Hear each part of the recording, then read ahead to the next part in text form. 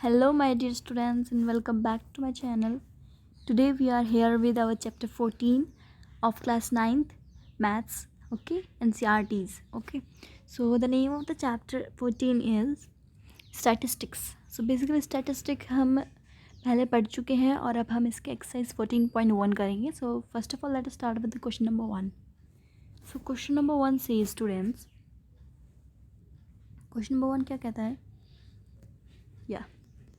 Give 5 examples of data that you can collect from day to day life. बेटा ये 14.1 बहुत easy है because 5 examples हम इसमें देने हैं डेटा के. जो भी इन्फॉर्मेशन होती है उसे हम डेटा कहते हैं, ठीक है. सो जो भी हम डेटा कलेक्ट कर सकते हैं अपने आसपास से, अपनी डे टू डे लाइफ से, वो हम इसमें देने एग्जाम्पल्स. बहुत सारे एग्जाम्पल हैं ऐसे तो, फिर भी कुछ 5 एग्जाम्पल्स हमें देने हैं. Okay, so let us start. पहले हम लिखना in our day to day life we can collect the following data. अब कौन से डेटा है?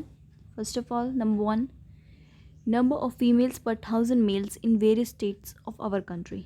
अब ऐसे जब हम ये डेटा कलेक्ट करते हैं कि नंबर ऑफ फीमेल्स पर 1000 मेल्स, है ना, ऐसे जब हम डेटा कलेक्ट करते हैं तो ये वो डेटा है जो हम डे टू डे लाइफ में लिखते हैं.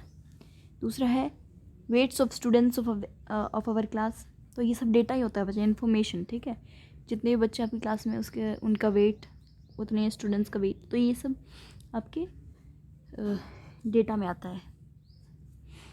सो अब चलते हैं थर्ड पे. Production of wheat in the last 10 years in our country.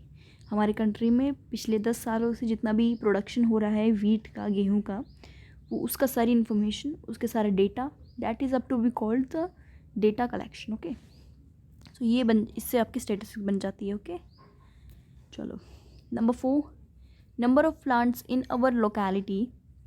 Plants कितने हैं हमारे लोकेलिटी में, ये भी एक एग्जांपल बन जाता है डेटा का. और 5th बच्चा देखो, rainfall in our city in the last 10 years. Rainfall जो हमारे सिटीज़ में हुई है, ज़्यादा हुई है, कम हुई है, नहीं हुई है, ये सारा डेटा जो भी इंफॉर्मेशन है पिछले 10 साल की, वो हमारा डेटा होता है इसमें, ठीक है. Next is basically students question number 2. Classify the data in question number 1 above as primary और सेकेंडरी डेटा. तो इसमें हमें बताना है कि जो हमारे ये जो क्वेश्चन नंबर 1 था ना, इसके अंदर जितना भी हमने डेटा दे रखा है, एग्जाम्पल दे रखा है, that is up to be primary और सेकेंडरी डेटा. ये हमें बताना है कि जो हमने क्वेश्चन नंबर 1 में अपना एग्जाम्पल्स दिए हैं डेटा के, वो प्राइमरी है या सेकेंडरी डेटा है. तो अब देखो प्राइमरी डेटा और सेकेंडरी डेटा होते क्या है, पहले ये तो पता लगना पड़े. So the information which is collected by the investigator himself with a definite objective in his mind is called the primary data. तो जो इन्फॉर्मेशन होती है बच्चा, जो कलेक्ट की जाती है इन्वेस्टिगेटर के द्वारा, हिमसेल्फ, जब वो खुद इन्वेस्टिगेटर खुद जाकर डेटा कलेक्ट करता है विद अ डेफिनेट ऑब्जेक्टिव, जो भी विद अ डेफिनेटिव ऑब्जेक्टिव जो उसके माइंड में होता है, that is called the primary data. Okay, जबकि whereas when the information is gathered from a source which already had the information stored, या फिर उस जगह से हम जब इंफॉर्मेशन लेते हैं जहाँ पर पहले से ही इंफॉर्मेशन जो होती है वो स्टोर होती है, उसे बच्चा हम कहते हैं secondary data. Okay, so have you got the difference between primary and secondary data? Okay, primary में क्या होता है, दोबारा बताती हूँ, जो इन्वेस्टिगेटर होता है वो खुद जाकर कलेक्ट करता है डेटा. ओके, और सेकेंडरी में होता है कि पहले से ही किसी सोर्स में इंफॉर्मेशन स्टोर होती है, वहीं से हम गैदर करते हैं डेटा को, ठीक है.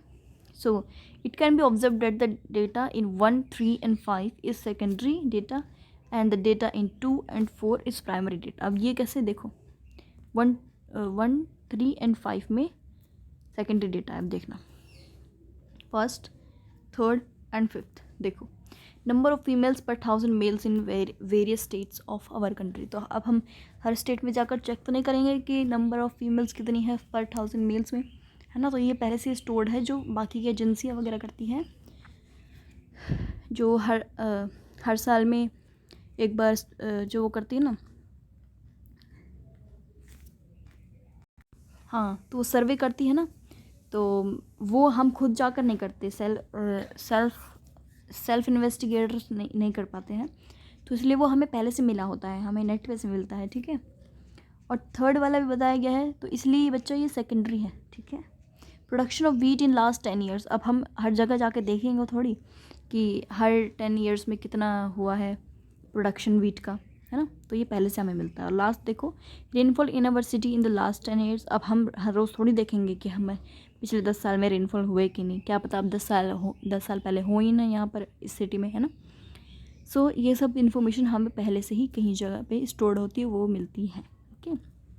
अब बाकी ये जो फोर्थ है, और ओके स्टूडेंट्स, सो अब देखते हैं प्राइमरी में क्या आते हैं। तो second and fourth are in primary, okay. Second और जो फोर्थ है वो प्राइमरी में है, क्यों, अब ये समझ लो।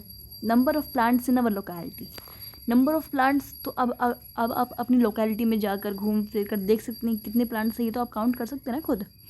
अब ये थोड़ी आप काउंट करने जाएंगे कि कितनी फीमेल्स हैं पर 1000 मेल्स में, रेनफॉल कितनी हुई है 10 साल पहले।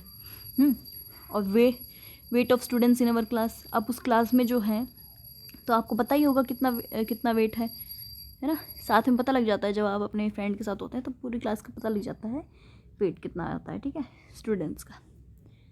तो ये तो बच्चा ये था डिफरेंस प्राइमरी और सेकेंडरी में, ठीक है। तो बस इसमें 2 ही क्वेश्चन है स्टूडेंट्स, 2 ही क्वेश्चन है आपके एक्सरसाइज 14.1 में। So this was your chapter 14 statistics class 9th NCERT maths NCERT solutions. So let us start. इसके बाद हम करने वाले हैं बच्चा 14.2। Please like share and subscribe to my channel. Bye bye.